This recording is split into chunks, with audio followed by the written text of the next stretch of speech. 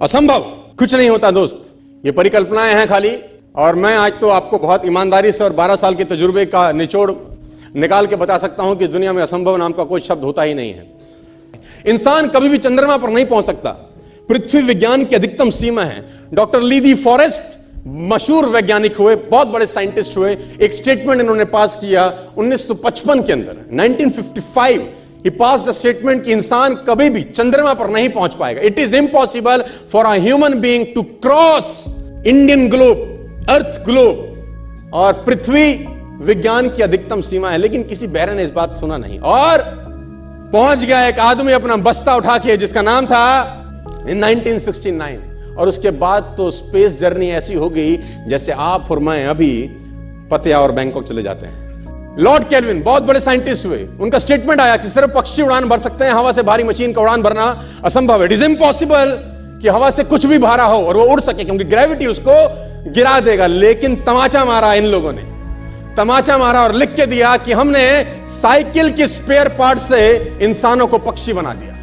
Cycle के spare part से इंसानों को पक्षी बना दिया। 16 साल लगे राइट ब्रदर्स को जहाज का निर्माण करने में। लेकिन इन लोगों ने उसकी बात नहीं सुनी कि जो कहते थे कि वायु का सिद्धांत तुम्हारे विपरीत है।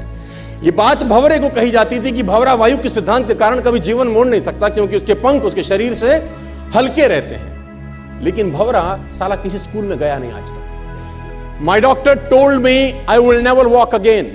मेरे डॉक्टर ने मुझे कहा कि तुम कभी चल नहीं सकोगी।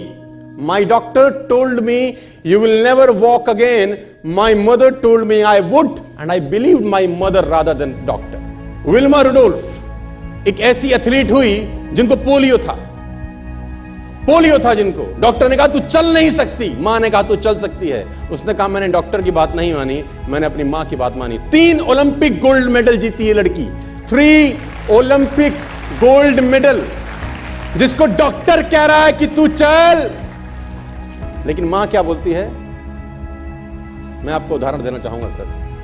बहुत छोटे थे अल्बर्ट आइंस्टीन, दुनिया के महान वैज्ञानिक में से एक हुए, मंद बुद्धि कहा जाता था।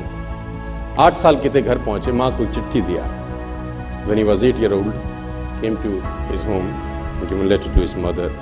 मां को एक चिट्ठी दिया, मां ने वो चिट्ठी पढ़ा। 8 साल के थे और चिट्ठी में प्रिंसिपल का खत था उसकी मां के नाम।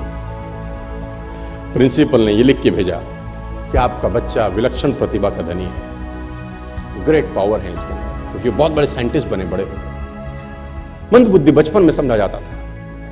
आपका बच्चा विलक्षण प्रतिभा का धनी है, इसके अंदर असीम संभावनाएं हैं। तो हमारा स्कूल, हमारी मैनेजमेंट, हमारी फैकल्टी, हमारा टीचर इस लायक नहीं है कि हम आपके बच्चे को अच्छी शिक्षा दे सकें। तो it's better for you to take care of your son. आप अपने बच्चों को अपने घर में पढ़ाइए, हम लायक नहीं है कि आपके बच्चे को पढ़ा सके।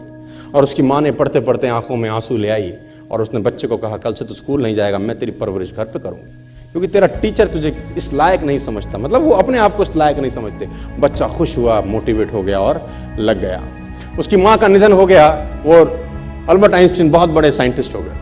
अल्बर्ट आइंस्टीन जब बहुत बड़े साइंटिस्ट हुए तो मकान शिफ्ट कर रहे थे अपना, और जीवन का सच्ची घटना वो अपनी ऑटोबायोग्राफी में लिखते हैं कि जब मैं मकान शिफ्ट कर रहा था तो एक ड्रॉस के अंदर मुझे वो व्हाइट कलर का पेपर फोल्डेड अवस्था में मिला।